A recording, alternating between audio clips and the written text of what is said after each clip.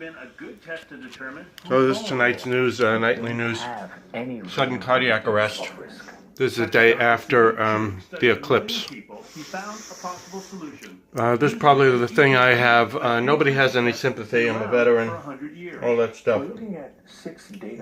I don't want to do too much of their material. I just want to verify the date and time about how serious this is. They say once you're over 40, the lady they profile for the story is like 43.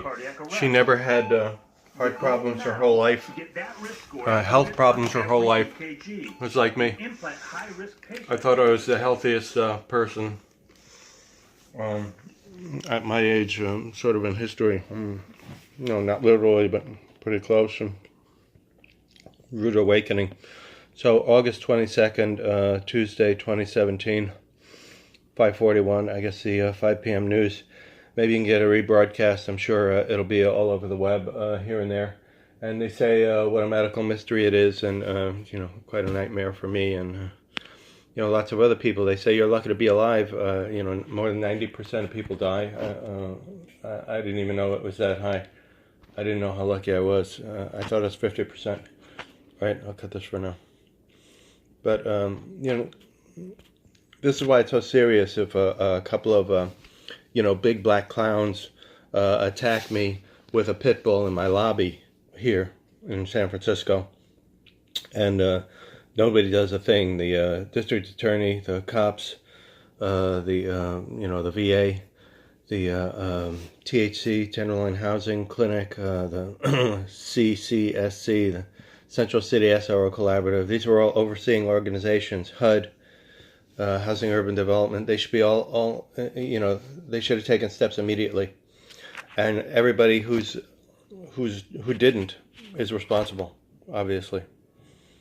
And it seems like they want me to die. It's basically attempted murder. It's basically murdering me without getting their fingerprints on the case. And if I do die, I don't think it'll be investigated by any of these people either. They're all buddies. They're all in the system. There was a great presentation on PBS last night by David Eagleman about the brain. Please see all of those. Those are like the greatest presentations I have ever seen in my life on anything ever. So brilliant. Every other minute, there's a brilliant revelation. But he pointed out that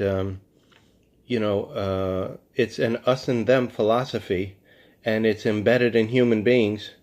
And it doesn't have to do with the color of your skin or the job you have or what school you went to or any of that. It's any of those things.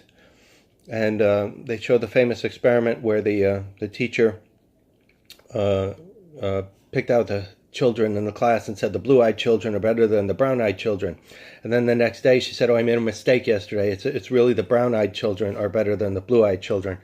And you're all going to have to, the brown-eyed children sit in the front of the class, the blue-eyed ones sit in the back. Get back there. And you can't participate in any of the games or any of the play because the brown-eyed children are better and stuff like that.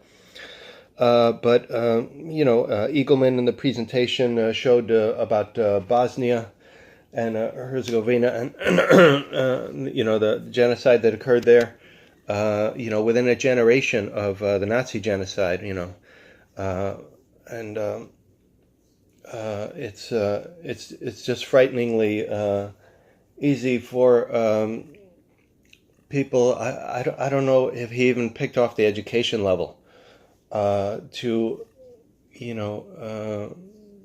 just lapse into this madness of it's us versus you. We both come from this particular location, so we're in the club and you're not.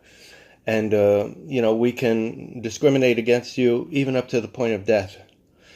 So I can't recommend enough. Try to see everything that Eagleman has ever created. I know there are a couple of seasons of those shows at least for PBS. And, if you get a chance to read any of his books, also he was connected with David Crick from England, the late... discoverer of DNA with Watson. So, he's got serious chops. But you can tell that just from hearing him speak and his insights. I didn't even really need to know that, but obviously adds to his credentials. All right.